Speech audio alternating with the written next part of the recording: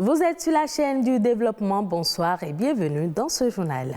Le lancement de la plateforme en ligne du ministère de l'Agriculture, MAEP e-Learning, va permettre aux cadres du ministère de développer leurs compétences en lien avec les services du secteur agricole. Aujourd'hui, 29 septembre, c'est la journée mondiale du cœur, une occasion pour mettre un accent particulier sur les maladies cardiovasculaires dont les symptômes, souvent silencieux, sont méconnus. À suivre un reportage sur l'hypertension artérielle. Le 29 septembre est aussi dédié à la mer. Elle comprend les océans et recouvre 70% de la surface de la planète. C'est aussi une ressource économique incroyable.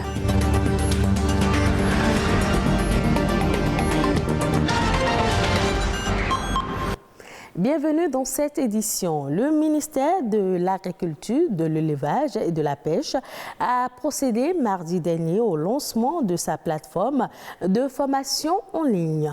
MAEP e-Learning, une destination de premier plan pour les cours en ligne censés permettre aux cadres du dit ministère de développer leurs compétences en lien avec les services du secteur agricole. Une action réalisée dans le cadre du programme d'appui du développement durable du secteur agricole. Les précisions avec Bruno Rotekbo et Ulvaïs Balogun. L'amélioration des compétences du personnel du ministère de l'Agriculture, de l'Élevage et de la Pêche est aujourd'hui plus que jamais un impératif.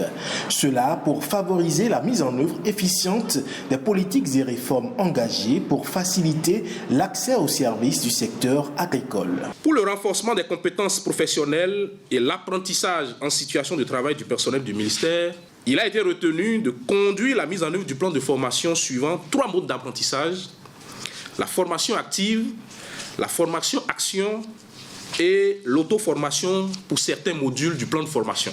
Et pour atteindre cet objectif, il est apparu nécessaire de doter le ministère d'un outil durable d'apprentissage et d'appropriation des concepts liés au secteur agricole. C'est ce qui a justifié la conception et du développement d'une plateforme d'enseignement à distance capable d'intégrer les contenus pédagogiques à toutes les formations spécifiques dans le plan d'amélioration des compétences du ministère. Ce nouvel outil de formation en ligne répond aux enjeux de digitalisation du ministère de l'Agriculture.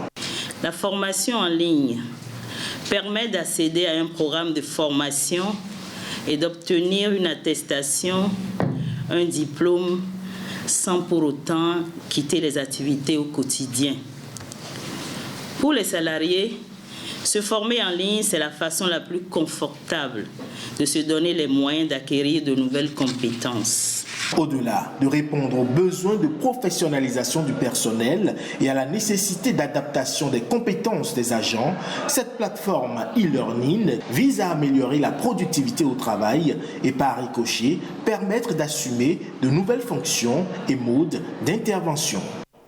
Merci à vous, Ulvaïs Balogun. On célèbre ce 29 septembre la journée mondiale du cœur. Le cœur est un organe qui assure la circulation du sang vers les vaisseaux sanguins et les cavités du corps. Les maladies cardiovasculaires sont la première cause de mortalité chez la femme et la deuxième chez l'homme. L'hypertension artérielle, par exemple, peut endommager plusieurs organes vitaux comme le cœur et les reins. Son traitement et sa prévention reposent en grande partie sur des mesures d'hygiène de vie. Dans ce reportage, Héloïse Winator nous en dit un peu plus sur cette pathologie, les comportements à adopter pour être à l'abri de cette tueuse silencieuse. L'hypertension artérielle, maladie chronique la plus fréquente en Afrique, évolue à bas bruit et se déclenche de façon spontanée. Elle est liée, selon les spécialistes, à une pression anormalement élevée du sang dans les vaisseaux sanguins. Une personne est hypertendue quand la tension est supérieure à 14,9. On peut s'arrêter là, ou à 140 sur 90. Elle constitue, lorsqu'elle n'est pas contrôlée, l'une des principales causes de complications des maladies cardiovasculaires ou neurodégénératives telles que l'infarctus du myocarde, l'accident vasculaire cérébral ou encore la maladie d'Alzheimer. Ce patient que nous avons voulu nommer Camus est hypertendu depuis plus d'une dizaine d'années. J'ai reçu un coup de fil d'un frère qui est tombé malade brutalement et qui s'est retrouvé à l'hôpital. Et ça m'a fait un coup de choc. La suite, c'est des accélérations de rythme cardiaque, au point où le médecin qui m'a consulté m'a dit que c'est la tension qui vient de s'installer dans ma vie. Difficile d'y croire et pourtant Camus doit vivre avec cette maladie le restant de sa vie. Contrairement à Camus, cet autre désigné Voltaire est prédisposé. Il a un profil familial à tendance hypertensive.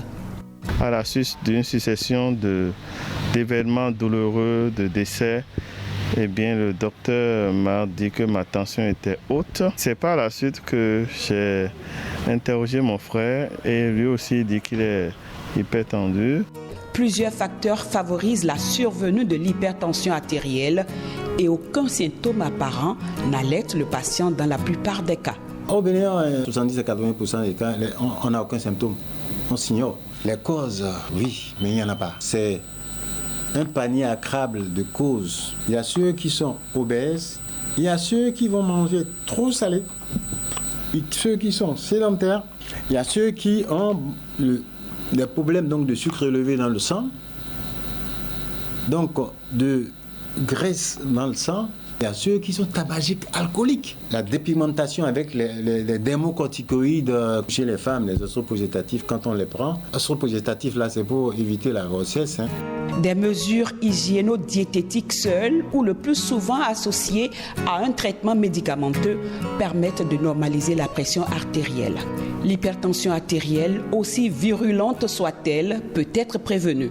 Pour un hypertendu, le matin par exemple, il peut avoir un petit déjeuner complice, c'est-à-dire prendre du thé avec du lait écrémé, 100% écrémé. Il peut prendre des œufs avec très peu d'huile et vraiment voir pas du tout de sel. Éviter les bouillons, il n'y aura pas de bouillon de cubes. Éviter les produits de conserve. À midi, il peut manger normalement la pâte, la sauce, mais une portion de pâte. Prendre beaucoup de fruits entre les repas ou avant les repas. Et pour le dîner, il faut manger léger, de la salade, ne pas manger très tard. Zéro tabac, zéro alcool, 5 portions de légumes et fruits riches en potassium, peu de gras, peu de salé, marcher, danser et bouger, c'est ce que recommande au Bénin le programme de lutte contre les maladies non transmissibles. Ne pas bouder le plaisir de table, mais tenir compte de ces composantes permettent de rallonger l'espérance de vie. Il faut donc observer ces règles pour vivre aussi longtemps que possible. L'autre journée célébrée ce 29 septembre, c'est la journée mondiale de la mer.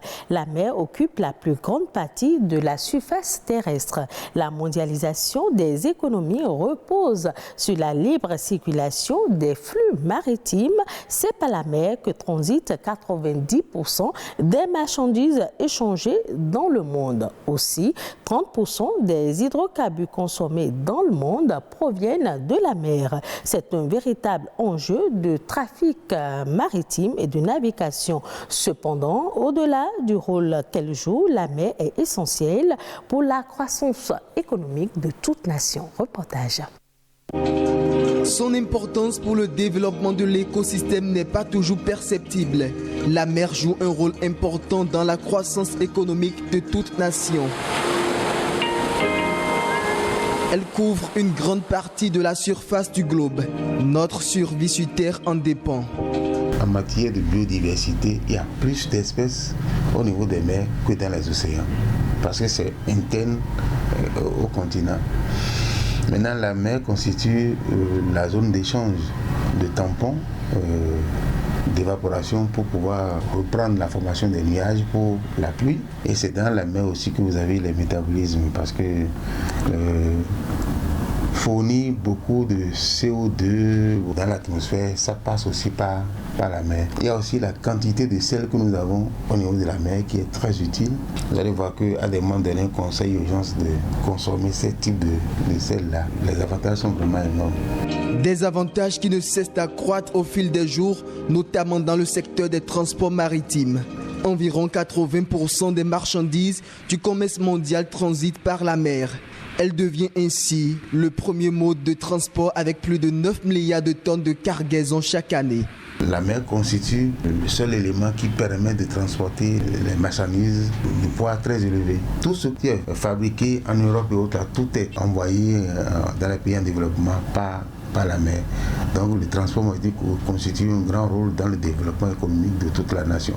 Vous allez voir que s'il n'y a pas ce transport-là, il y aura vraiment des problèmes sur le plan économique. Je voulais lancer, comment on appelle, pour que nous puissions, à chacun à son niveau, puisse vraiment protéger la mer et éviter vraiment d'aller déposer n'importe quoi dans la mer. Protéger la mer des déchets est la seule solution qui s'impose à l'humanité pour sauvegarder l'environnement.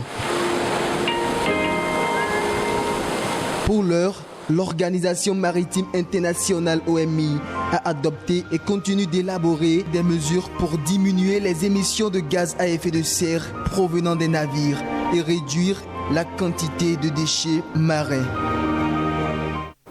Au Sénégal, le gouvernement envisage d'entamer des discussions avec l'Inde pour bénéficier d'une exemption dans l'accès au riz. Cette démarche intervient dans un contexte où la nation asiatique a suspendu depuis le 9 septembre dernier ses envois sur le marché international de riz brisé 100% et imposé un droit de douane de 20% sur les ventes des autres types de riz. Le Sénégal est l'un des pays africains qui pourrait être le plus affecté dans le cas d'un statu quo. Le pays est le troisième importateur de riz en Afrique après le Nigeria et la Côte d'Ivoire.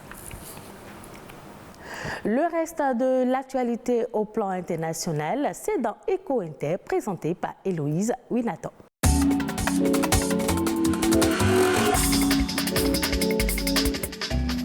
En Afrique de l'Ouest et centrale francophone, la majorité des citoyens sont favorables à l'adoption d'une monnaie sous-régionale unique qui doit être placée exclusivement sous le contrôle total des États. Cette forte adhésion reste présente à tous les niveaux socio-démographiques avec de petites variations. C'est un sondage publié en juillet 2022 par le réseau panafricain de recherche Afrobaromètre qui conclut qu'il y a une convergence de vues sur l'intégration monétaire au niveau régional.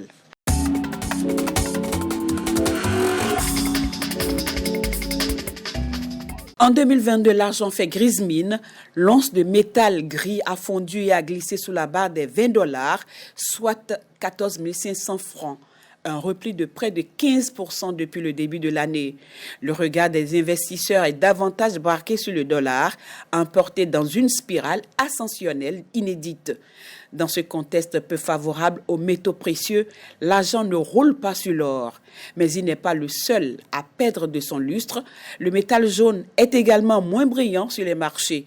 $1 660, soit environ 1 200 000 francs CFA, soit une baisse de près de 20%.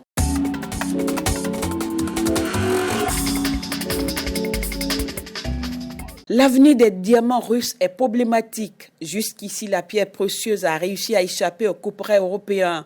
Plusieurs pays demandent que les diamants russes soient inclus dans le contexte qui sera proposé contre l'avis de la Belgique dont l'économie est très liée à celle de la pierre précieuse. Les diamantaires redoutent une grave crise dans le secteur. Rappelons qu'un diamant sur 4 vendu dans le monde est issu des mines d'Alrosa et c'est en Russie. S'en passer est visiblement un casse-tête pour les bijouteries de luxe.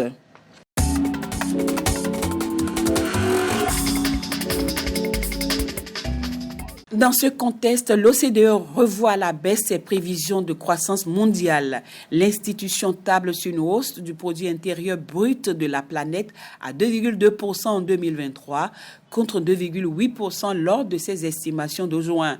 Un rythme largement en deçà de celui enregistré avant la guerre en Ukraine. Le ralentissement de la croissance mondiale risque d'être plus important que prévu et aucun pays ne sera épargné. Peut-on lire dans le rapport de l'institution sur les perspectives économiques intermédiaires dévoilé le lundi 26 septembre dernier.